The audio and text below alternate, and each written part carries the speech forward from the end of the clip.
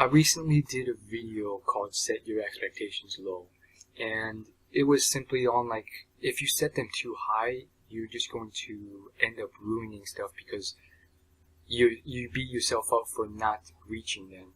And that's kind of what I did sophomore year, where I pretty much set my expectations too high, and I was starting from like bare bottom with a very low social circle and pretty dull life. And so here I'm just going to talk more broadly about that topic, and the phrase gets thrown around a lot. It goes something like, "I'm never surprised anymore." And then there's another phrase that's like, "Don't set any expectations or you will be disappointed." And the second phrase in particular is usually used in like the dating scene, and it varies. So sometimes people say like, I don't set expectations because I'll always be disappointed, or something or other. There's variations of this phrase, but it's said a lot in dating, and it's quite a phrase because it's like, it's true in many ways. A lot of people set their expectations too high, and their partner breaks it. Maybe their partner's just completely different from what you expect their interests and personalities lie. And for me, at the very least, and this is a lesson to all of you guys, I did this a lot simply because of my scarcity with girls. And so, because I interacted with them so little, because of my fear and nervousness, I would just like sort of, I wouldn't say fantasize, but assume certain things about the girl upon just meeting her.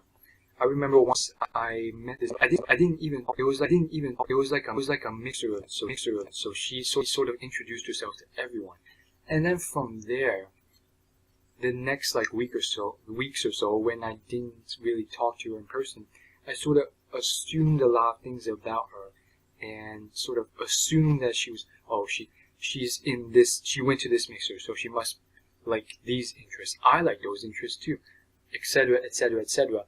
And I did a little bit of thinking, and I was like, she likes biology. I like biology. She must want to be a doctor, etc., etc., etc. And now I've stopped doing that sort of creepy stuff, but I'm sure a lot of people have still been stuck in that sort of phase.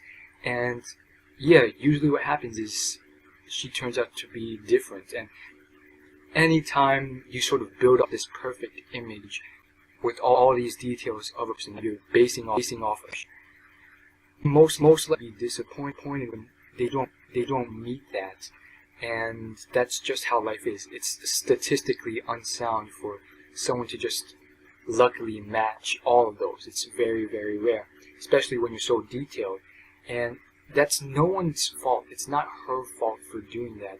She has her own interests. Who's to say that just because she likes horseback riding and doesn't actually like the major means she's a horrible person? Just because you like that major yourself and she doesn't, yeah, that doesn't mean she's a bad person. And so I think a lot of people who are desperate, they'll do sort of thing. They'll be like, oh yeah, I like that person. I'm going to sort of hope that we have similar interests, and yeah, then we can connect, go good from there. Almost like stretching themselves to make sure their interests sort of align, and usually that never works out. I mean, I don't even have to warn you, because if you don't follow it, you're going to learn the hard way pretty quickly. And so I would just say it's true in many respects, but at the same time, I mean, come on, there's some obligations that I wouldn't consider like expectation. If you are set down in a real serious relationship and this guy cheats on you, that's a big thing, and I wouldn't blame you for being disappointed or being outraged that your expectations weren't met. However, if you're like a high school or college student and you're just setting up boyfriends really quickly, or you're just hooking up people very quickly, and it's very sleazy environment, and you're not even really thinking or considering before establishing a serious relationship, then you kind of shot yourself in the foot. Because like, if you just establish a serious relationship with a guy who seems to be the type that sleeps around, then you're probably going to be screwed over pretty quickly.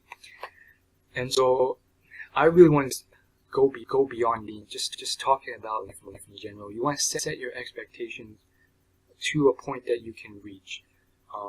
For me, it's just doing work. Like, I have to do this sort of manual task, this sort of unpaid job experience thing I'm doing at a hospital, and it's simply for me to sort of gain more experience in the field. I don't know where I'm going to take it, and so, you know, possibly a few years before, I would have like said, I'm going to set my expectations real high. I'm going to just plow through this whole thing and just give it to the person. And usually either it doesn't happen because I have set too daunting a job for me, and then it's become this huge intimidating thing, and then I put it off and I don't do it, or I just do a very little amount, or I get through the whole thing, but it drains all my energy and stuff because I don't want to do it. And then from there, the supervisor, usually supervisors, they don't really understand. They're like, oh, this can handle this.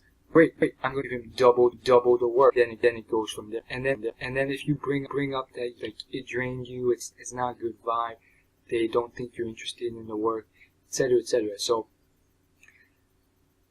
as far as setting expectations or goals low and taking baby steps, this will make it so that you can do things it's very astounding. You can do the same amount, but because you're just focusing on the step in front of you rather than the long journey ahead of you, you get every little step done with higher expectations. And the best thing about this is you are fine. Like, this is what you have to do. You have to be okay with yourself if you don't reach a goal, because in that way, like, I would be happy if I completed 80% of it, or just finished this small baby step in front of me. And I really think that will just propel you to better forms of efficiency. And so that's all I have for this video. Thanks for watching, and as always, like, rate, comment, and subscribe.